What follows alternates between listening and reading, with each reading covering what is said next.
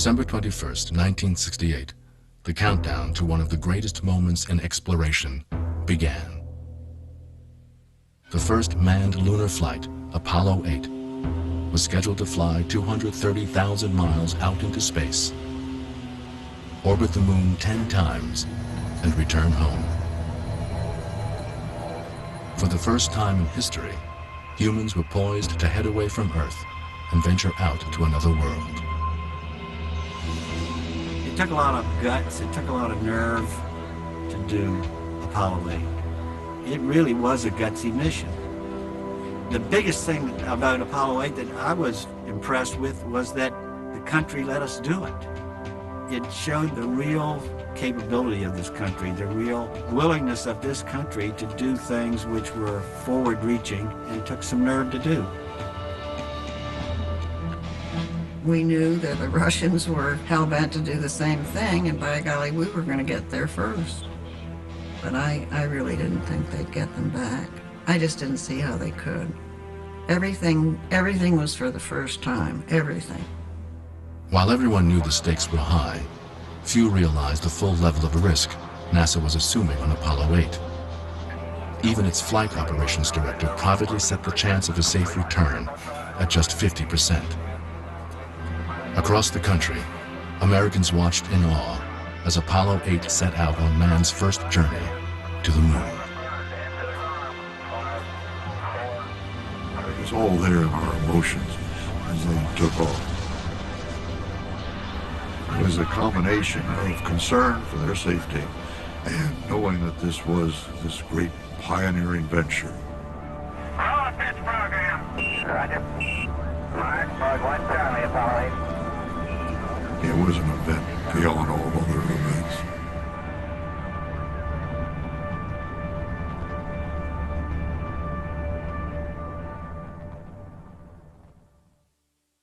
We choose to go to the moon. We choose to go to the moon.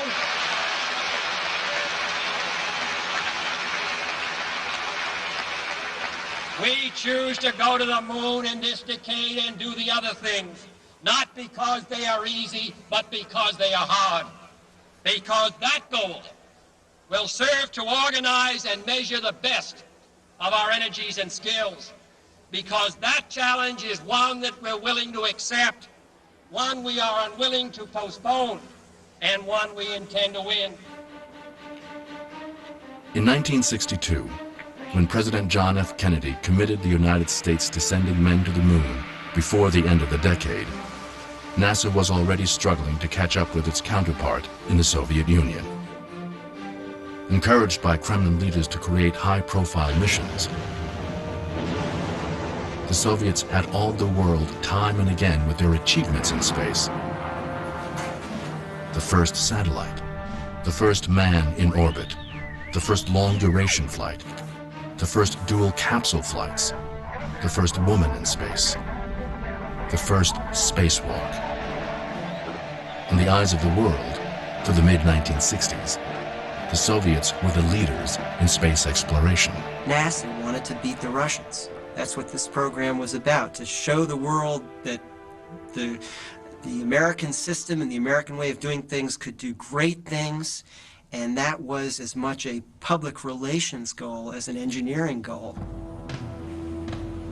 To move ahead of the Russians and land a man on the moon, NASA launched the ambitious Apollo program. But by 1968, after a series of technical setbacks, the program had slipped far behind schedule. With the Soviets pushing towards a lunar flight before the end of the year, NASA managers gambled on a daring move to put the Apollo program back on track. A risky mission to orbit the And we have moon. goal coming up on the 5-minute mark in the count. 6.5 years ago, John F. Kennedy set this nation on a course toward the moon. This morning, 3 Americans, Frank Borman, Jim Lovell, and William Anders, are on the verge of making man's first journey to the moon. 9. We have ignition sequence start. The engines are armed. 4, 3, 2, 1, 0.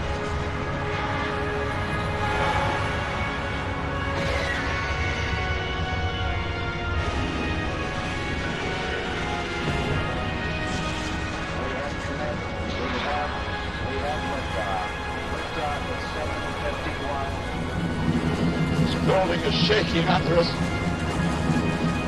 Our camera platform is shaking. But what a beautiful flight. Man perhaps on the way to the moon.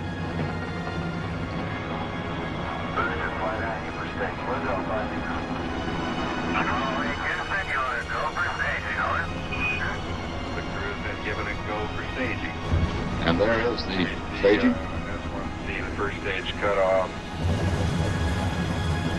These three brave men are the Columbuses of space, wrote the New York Times. The first of the human species to embark upon the exploration of our solar system. Altitude coming up now. Looking real good. 8 minutes into the flight, Apollo 8 was traveling at a speed of 17,000 miles an hour, Here comes our go. and soon they were orbiting 115 miles above the How you Earth. doing, Fido? We're go, Flight. Altitude is nominal at this time. Roger. The Apollo 8 crew, all former fighter pilots, was commanded by Air Force Colonel Frank Borman. A hard-nosed West Point graduate, Borman viewed his mission as a key battle in the Cold War.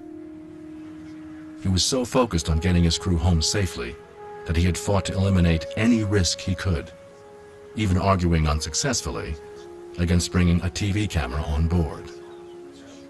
Flying his first space mission, Bill Anders was a meticulous engineer who had trained as a lunar landing module pilot. But on Apollo 8, his main job would be surveying the lunar landscape for future landing sites, while taking the first up-close photographs of the moon. Cast from a different mold than his crewmates, James Lovell Jr. was Apollo 8's command module pilot and navigator. Unusually easygoing in the precision-minded world of Apollo, Lovell's job would be to confirm the capsule's navigation and fire the rockets during all critical maneuvers. As Apollo 8 prepared to leave Earth orbit, Lovell had already spent more time in space than any other human being. Apollo 8, how you read on the high gate? Yeah, reading you loud and clear, Bill. How me? 2 hours and 45 minutes into the flight, the crew prepared to fire their rocket again for trans-lunar injection, TLI, the step that would catapult them out of Earth orbit and on their way 230,000 miles to the moon. Go ahead, Houston. Apollo 8, you are go for TLI, over. Roger, understand. We're go for TLI. Since 1961, when the Soviet Union flew the first manned flight, 34 Soviets and Americans had orbited the Earth, but no one had ever headed straight out. The farthest that any astronauts had ever gone from the surface of the Earth was 850 miles on one of the Gemini flights. That is about like looking at a peach and skimming the fuzz on the surface of a peach. We're talking about a much bigger step. Apollo 8, we're looking good. Roger. The engine on the third stage lights up, and they can feel themselves accelerating out of Earth orbit. And within minutes, they are farther from the Earth than anybody has ever been before, and they're going farther, and they're going faster. And on the computer readout, you can see the velocity galloping upwards. Flight Fido, no, altitude coming up now. Looking real good.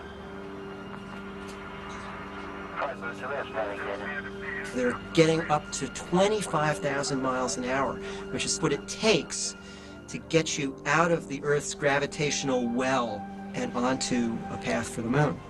Apollo 8, Houston, trajectory and guide going good, over. We're predicting cutoff to 55, 58, and it looks exactly nominal, yeah. Roger, Apollo 8, good here.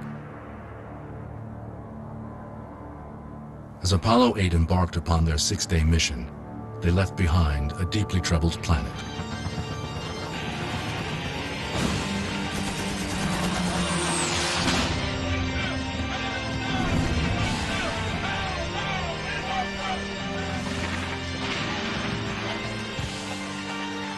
Through 1968, America had suffered through one shock after another. The escalating war in Vietnam and the rise of anti-war protests at home.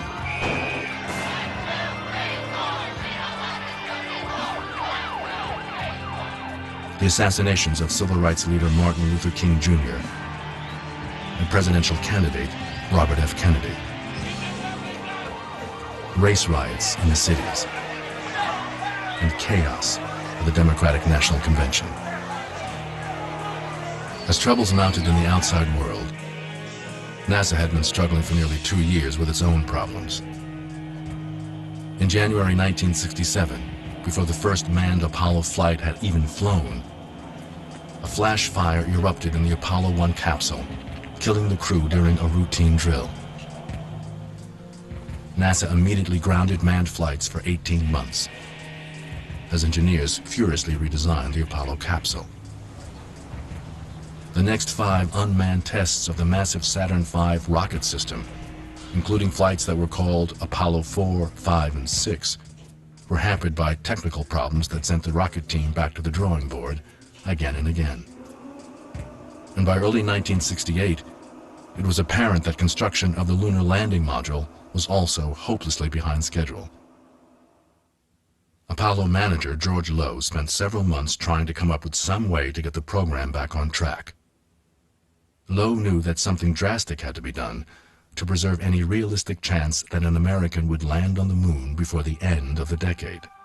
Lowe very quietly reviewed the situation and came up with this brilliant idea to take the second Apollo flight, and instead of sending it into Earth orbit with a lunar lander that wasn't going to be ready, send it to the moon without a lander. Just do the part that says we're going to go from the Earth to the moon, test out the communications, the navigation, all of those things that you're going to have to do anyway later on for a landing. You don't need the lunar module for that mission. We haven't flown humans on Saturn V. We haven't flown the redesigned capsule, but we're supposed to decide now to fly humans on the first Saturn V in that capsule to the moon. He said, can we do a lunar flyby? Can we fly out and go around the moon and come back? Do you think that's a possible thing to do? And my first reaction to that was, no, I don't think we can do it. To get all the control center ready, to get the network ready, to get the crews trained, to get ourselves, the flight control team trained, and to be confident that we know what we're doing, I think it would be a very difficult thing to do. I thought at first it was a pretty wild idea, but the more that I thought about it, and we only had a couple of days really to assess it, to see if we really could or not, I changed my mind and I thought it was a bold idea, and yes, we could. At that point, I said, yes, we want to give it a shot, but we have to tell you this. If we're going to do it, we want to go in orbit around the moon. We don't just want to fly around the moon. We're willing to try. We're willing to start working on these programs. We're willing to start shooting for that time period with building all these things we got to build. Lowe and Kraft had a tough time selling the plan to NASA's chief administrator, James Webb, who was still reeling from the Apollo 1 fire.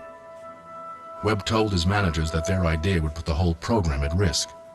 I'm sure he recognized that a failure in Apollo 8 would really be the end of the Apollo program, that the program couldn't keep moving forward if there had been a second failure. The riskiest thing about Apollo 8 was the fact that they were not going to have the lunar lander along to serve as a lifeboat. The plan had always been that in case you have an engine problem on the command ship, that you'd have a whole other spacecraft there to get you out of trouble. You could use its engine to get home. But on Apollo 8, they were going to take that lifeboat option and throw it out the window. If these 3 men are stranded out there and die in lunar orbit, Webb told his deputies, no one, lovers, poets, no one, will ever look at the moon the same way again. But despite his objections, by the end of the deliberations with his staff, Webb wearily agreed to allow some exploration of Lowe's plan as a potential alternate mission. He said it was insane, Kraft and Lowe were told, but he didn't say, don't do it. The whole thing just clicked into place. It was like perhaps it had been out of focus if I had thought about it, but the Apollo 8 decision was the gate opener to the landing. My husband came home and he as best he could, said what he had just volunteered for. And I was trying to absorb what he was telling me. And this is August. You haven't tested the capsule yet. December? That's what, 3 some odd months? But usually you train for a year. What? To the moon?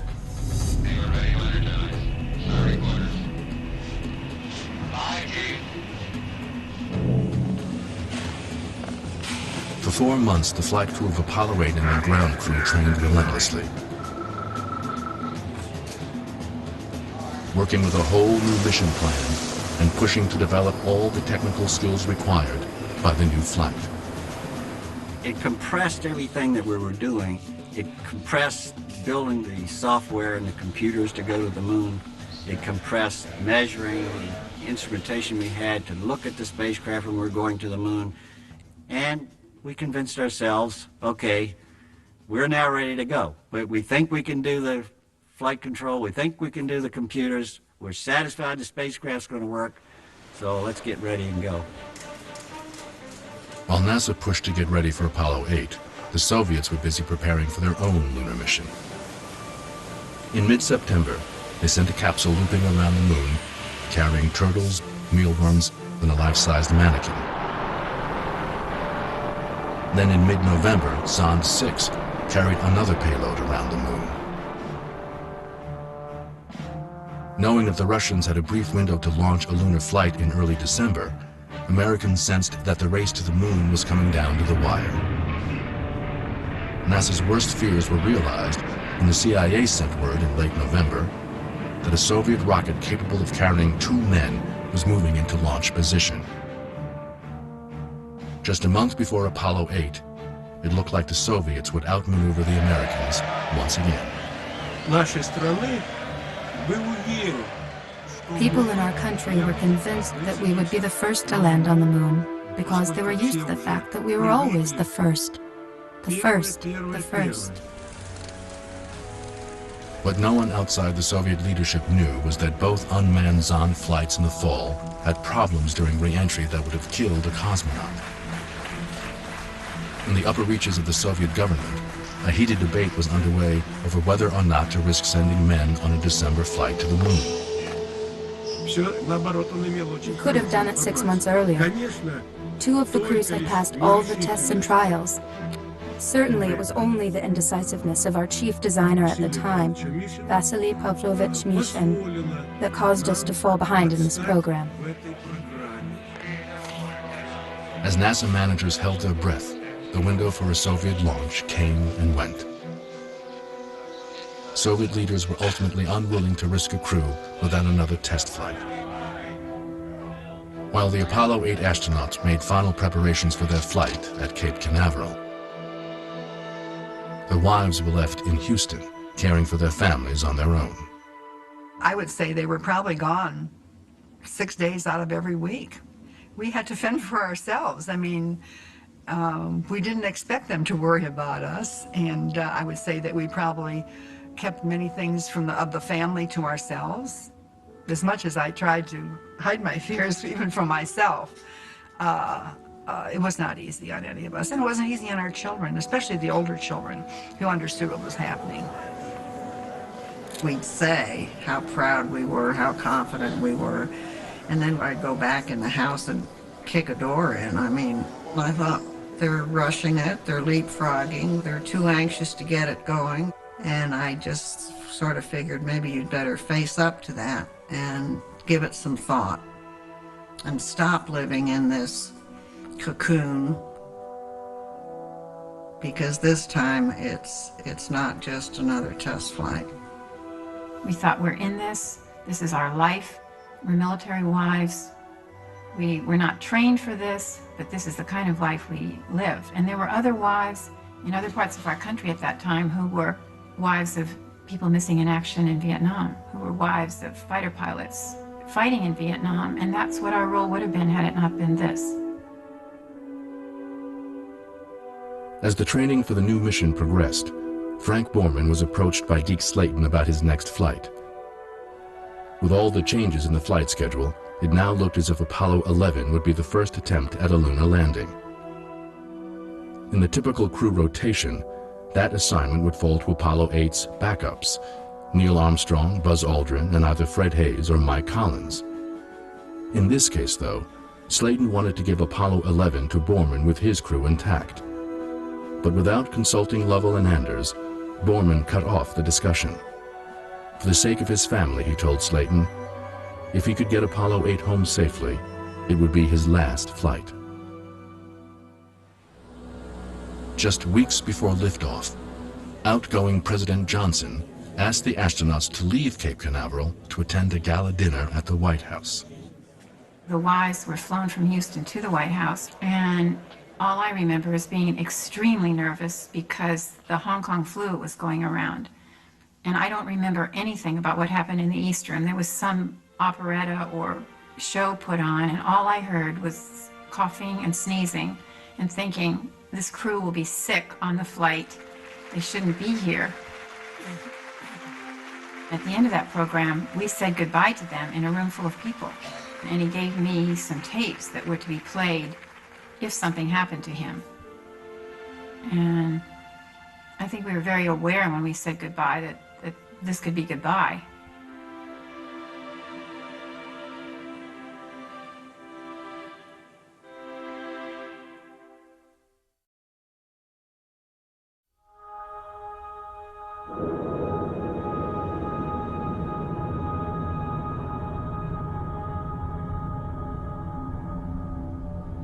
Shortly after breaking out of Earth orbit on December 21st, the Apollo 8 crew jettisoned their last booster rocket and watched in awe as the Earth receded in the capsule window. I can see most of South America, all the way up through Central America, the Yucatan, and the peninsula of Florida. There is a big swirling motion just off the east coast. And then going over towards the east, I can still see West Africa. That's great. That must be quite a view. Yeah, tell the people in Tierra del Fuego to put on their raincoats. Look like a storm is out there. So much rested, the hopes of America and the hopes of the world, perhaps, rested on the success of that mission. This was man escaping his environment, really, out to the very moon itself, knowing that the moon would never look the same again, that once man had been there and we'd known they'd been there and returned safely. Everything was there, and it all was rested in that spaceship. 11 hours into the flight, with another 2.5 days to go before they reached the moon, Frank Borman was the first scheduled for sleep. But before he turned in, the crew had one crucial maneuver to perform, a short test of the only remaining engine, the Service Propulsion System, or SPS. At the moon, it would have to slow the command module enough to allow it to drop into lunar orbit. After orbiting the moon 10 times, the SPS would have to burn again to send the crew home. 2, 1, 1. Houston, Apollo 8. Go ahead. Roger, the burn time was... Initial readings showed that the SPS test looked good. For a couple of restless hours, Borman tossed and turned in a hammock below the seats, struggling with nausea. Then, after taking a sleeping pill, he became seriously ill with both vomiting and diarrhea.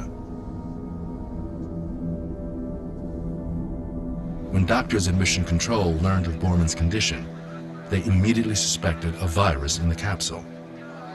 The doctors alerted the Apollo directors, and they slipped out of Mission Control for a private conference about whether to abort the mission. While they were absent, Mission Control was jolted by more bad news. Closer analysis of the SPS test showed a slight malfunction. We fired this engine, which was a confidence burn. It was intended to give us confidence that this engine, which we were counting on at the moon, was going to be all right. Lo and behold, the engine didn't behave properly. So we were sitting here looking at that, stuck with, oh my God, is this engine not working right? Does this mean we cannot go all the way to the moon and put the vehicle in orbit? Do we have to turn around and come back?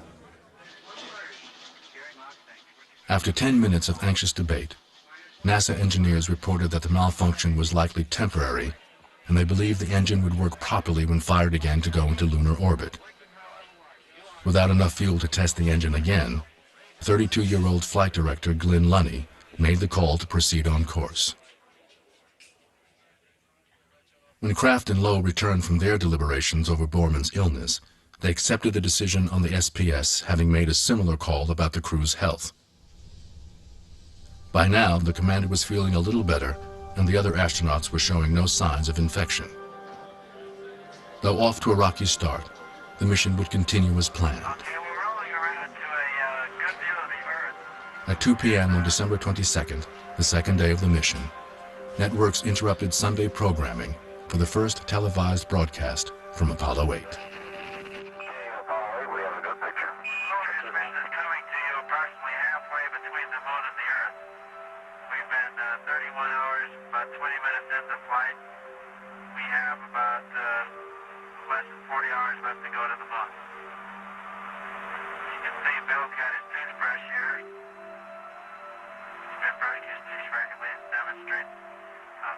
The broadcast was supposed to provide an unprecedented view of the entire Earth, but lens problems made that impossible.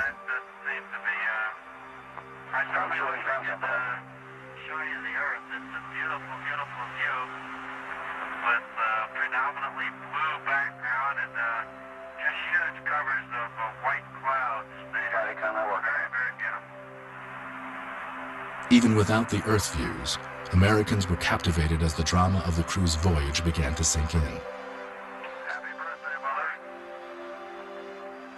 Behind the good-natured banter was the reality that these three men were alone 100,000 miles out in space, moving farther and farther away every minute. So we'll be signing off here and looking forward to seeing you all again shortly. Goodbye from Apollo 8.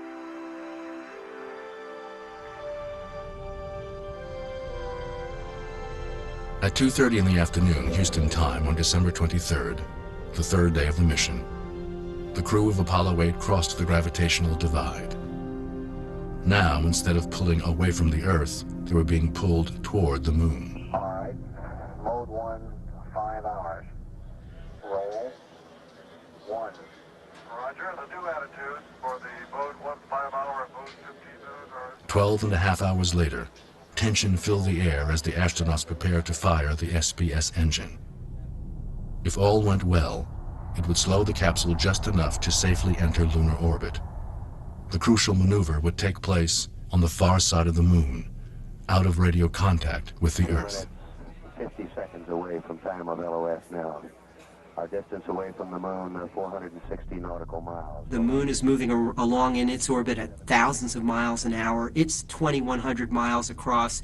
You're trying to zip ahead of the leading edge of the moon, whip around the backside, fire your engine, and go into orbit just 69 miles above the surface.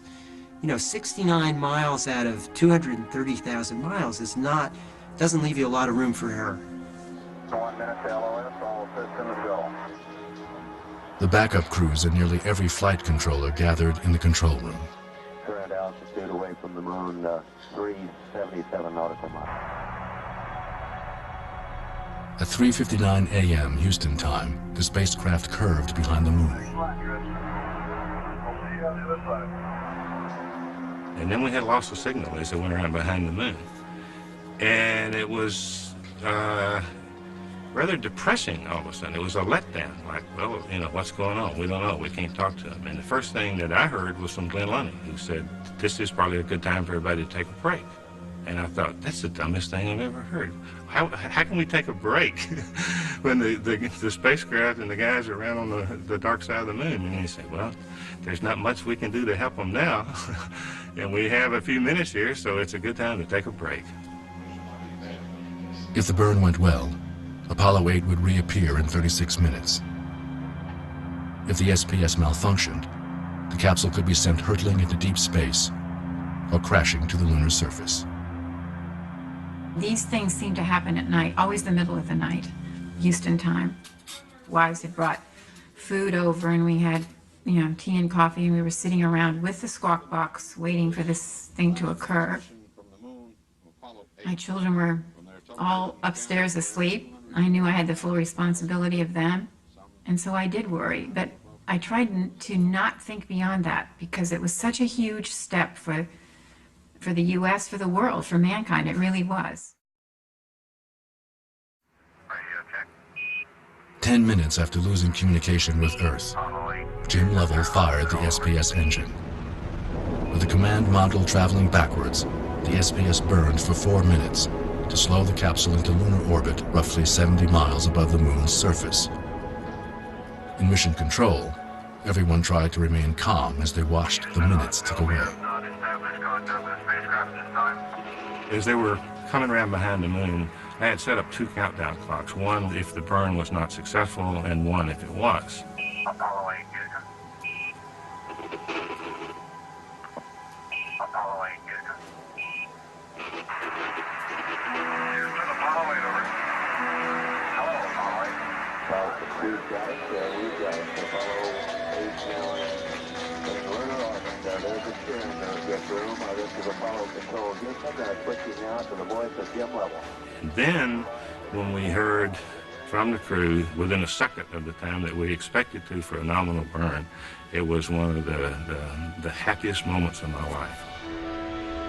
We've been working for 6 or 7 years to accomplish this, and there we were. We were in lunar orbit. Apollo 8, Houston, roger. The burn on time. Burn time of 4:06.5. The SPS had fired perfectly. It was 4 a.m. on December 24th, 1968, and for the first time, human eyes looked down on the far side of the moon.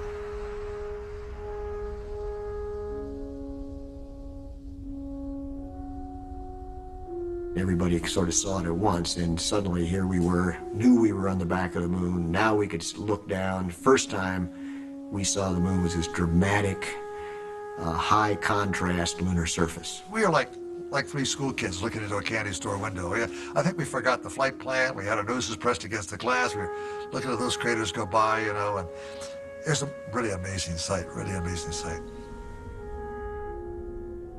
Apollo 8 would orbit the moon 10 times over the next 20 hours.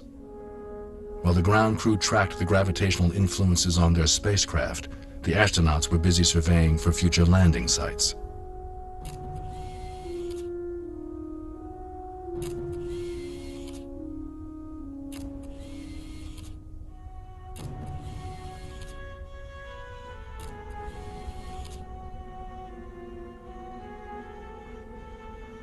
But then their focus changed. After traveling nearly 250,000 miles to explore the moon, the astronauts unexpectedly found themselves gazing back at the Earth, captivated by their own home planet.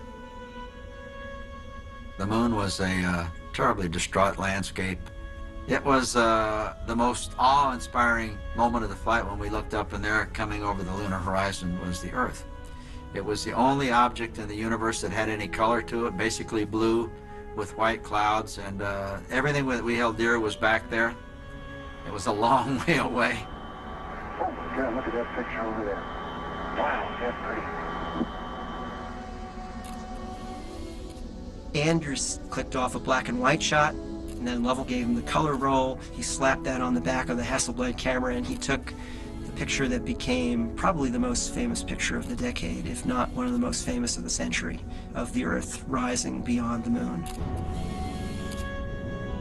That is still the picture that really sums up the electrifying experience of that flight. That here were human beings who had taken a monumental step away from home.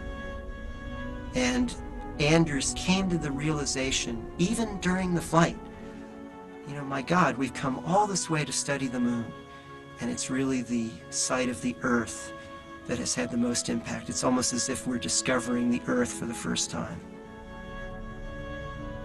That blue disk out there in space, floating alone in the darkness, the utter black of space. It reflected the brilliance of life itself on our planet, and brought to mind all of the wonders of our life here, and also said to us, how is it possible for humans to live on this incredible island and live in enmity instead of an understanding of the brotherhood of all of us there alone together in the universe. It was a powerful moment.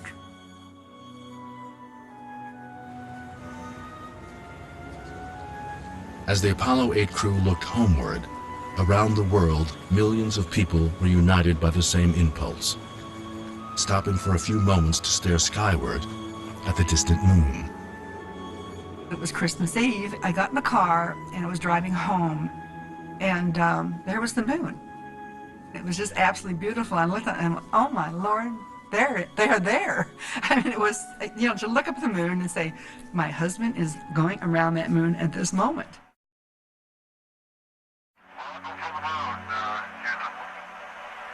As the command module moved through its 9th revolution, the largest audience in history tuned in for a special television broadcast.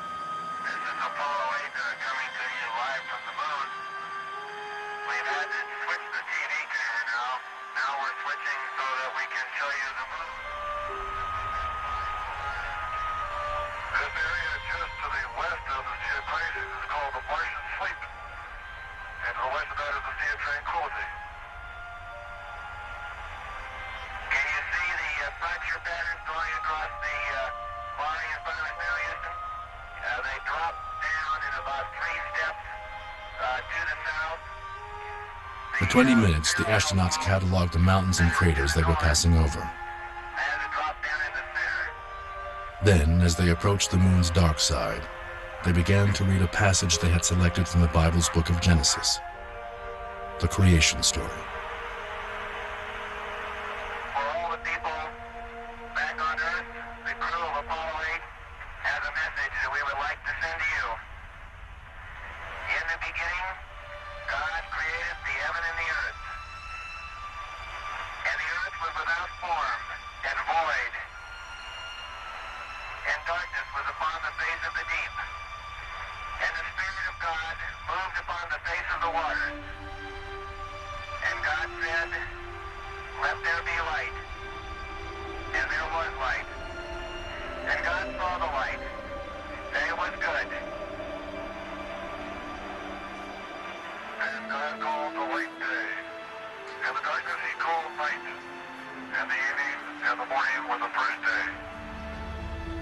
The thing about Apollo that sets it apart from every other event in the history of exploration is that human beings could share in the event as it was happening. We felt the awe and the wonder that these three men were experiencing so far from their home planet. Look at the step we were taking. And in that moment, they were touching base with the most fundamental narrative we have, the creation story. And God called the dry land earth, and the gathering together of the waters called he seas. And God saw that it was good. I've never seen this place so quiet. It was a big hush in here, and tears in a lot of eyes. It was just the perfect thing to do at the perfect time. And from the crew of Apollo 8, we close with good night, good luck, a Merry Christmas, and God bless all of you on the good earth. Well, quite a finish for this last transmission from the moon, Apollo 8. From their television cameras there, 230,000 miles from Earth, some 70 miles above the surface of the moon.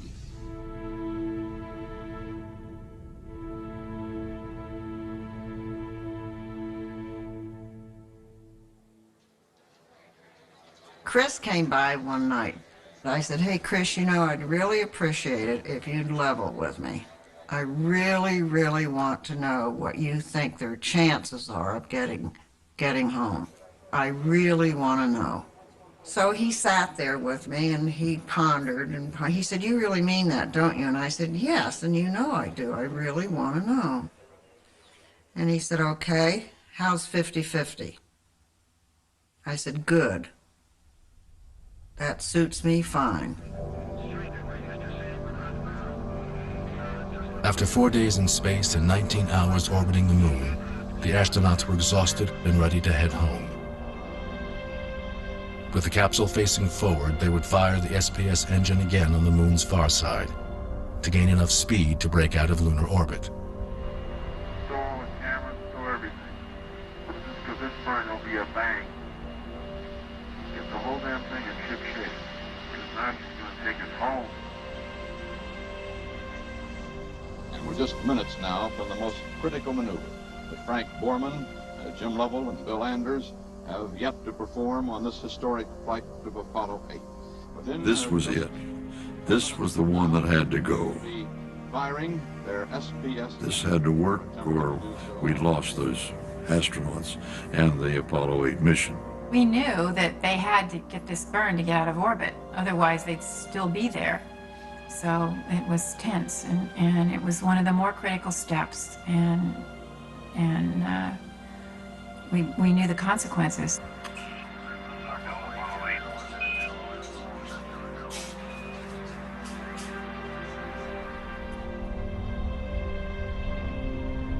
Shortly before midnight, Apollo 8 curved around to the far side of the moon, losing contact with Earth for the last time.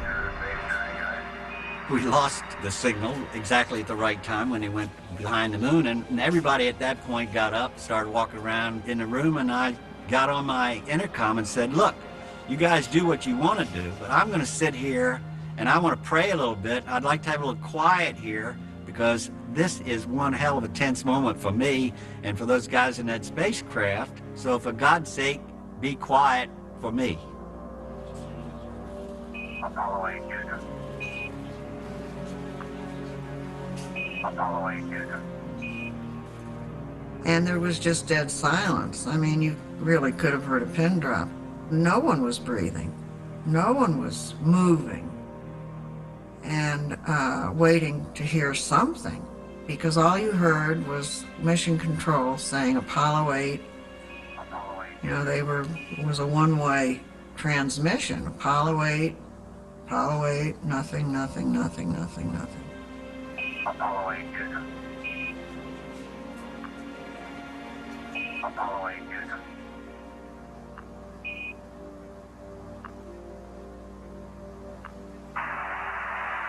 Houston, Apollo 8, over. Hello, Apollo 8. Loud clear. Roger. Please be informed there is a failure one.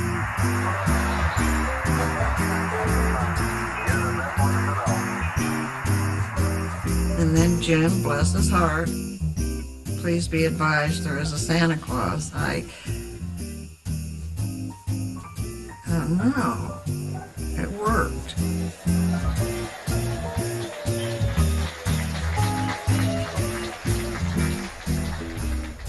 It would take 2 more days in space, but the Apollo 8 astronauts were on their way home.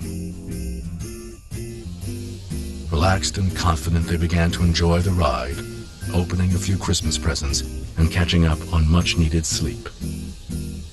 It was Christmas Day, and one of the things we had Christmas dinner. We had that wet-packed meal of turkey and gravy that Frank didn't want to have on it originally, but now he thought that was a pretty good idea, and we all had a turkey dinner. Deke Slayton had secretly put in one of the compartments where we had our food 3 little bottles of brandy. They were the airplane type brandies, you know, the little tin, brandy.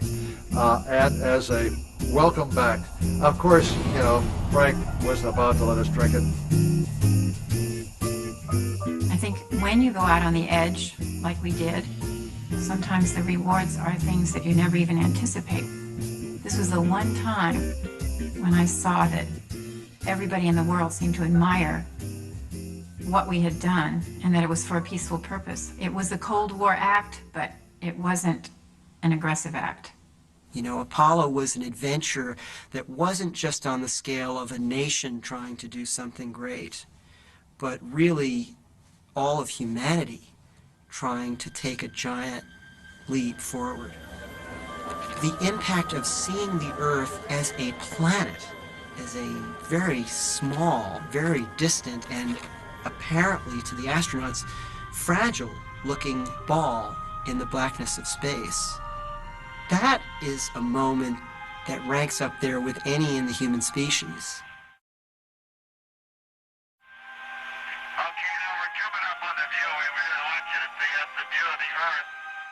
On December 26th, the crew gave one last broadcast before re-entry. As I look down on the Earth there so far out in space, I think I must have the feeling that the travelers in the old sailing ships used to have.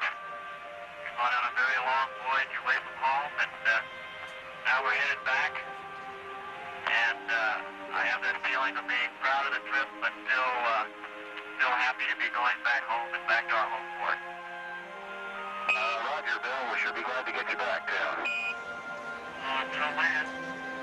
This is Apollo 8 crew signing off, and we'll see you back on the good Earth very soon. The flight of Apollo 8 is nearing its end. Ahead for astronauts Borman, Lovell, and Anders is the fastest and the hottest re-entry that man has yet made into the Earth's atmosphere in this age of space flight.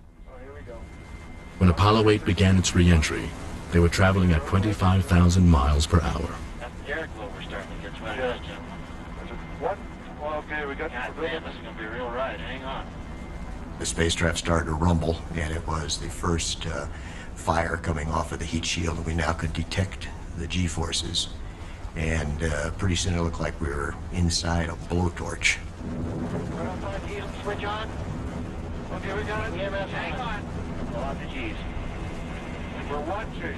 In the command module, after a week of weightlessness, the astronauts could feel the gravitational forces building.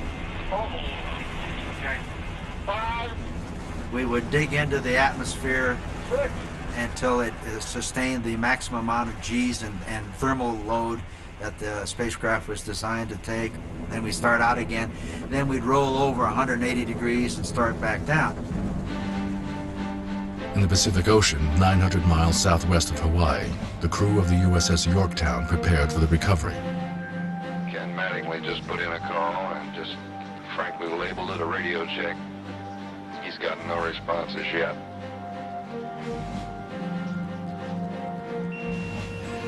In the pre-dawn darkness, it would be impossible for TV cameras to pick up the descending spacecraft.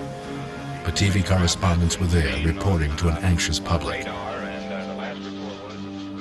In mission control, the flight team watched silently as they waited for word that the chutes had opened. In their homes nearby, the astronauts' families also waited.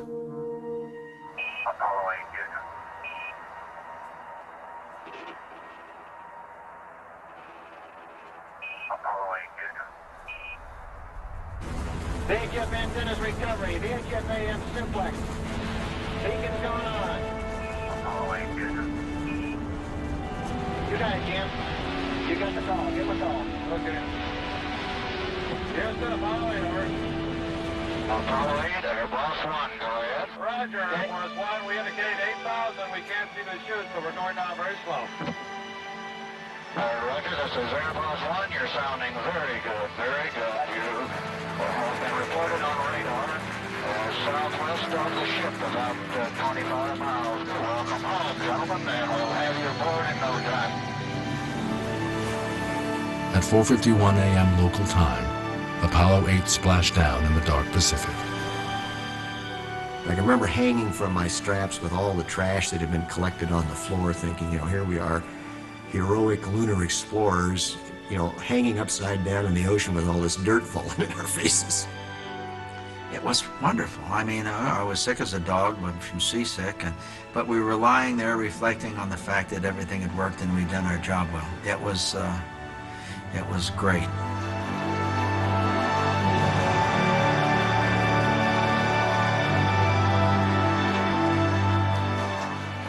In Houston and around the country, there was a sense of relief and celebration, unlike any mission before.